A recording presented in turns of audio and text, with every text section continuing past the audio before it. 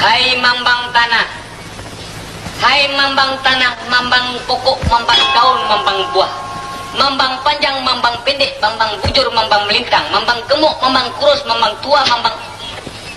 Apa yang kau baca dan apa yang aku ajar?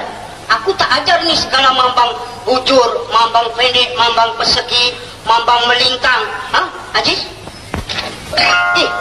Apa yang kau tulis? Yang saya tulis itu shorthand, Pakcik. Kenapa tak boleh baca? Saya tulis shorthand, saya baca longhand. Betul kali buta huruf, Aziz.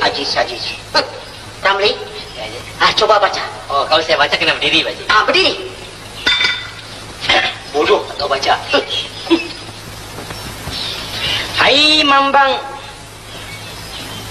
hai mambang kuning, mambang merah, mambang putih, mambang biru, mambang coklat, mambang hitam, mambang biru air laut. Pakcik tak ajar mambang kuning, mambang biru, mambang coklat, mambang hijau.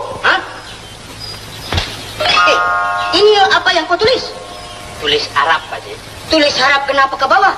Pasal lama dia duduk di atas. Bodoh, buta kayu. Duduk.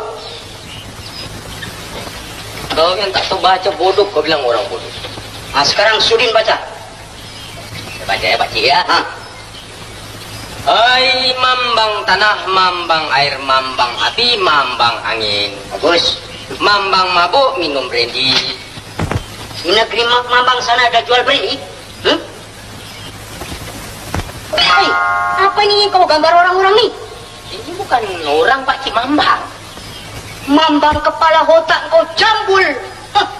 Rupanya kau bertiga ini semuanya buta huruf, buta kayu.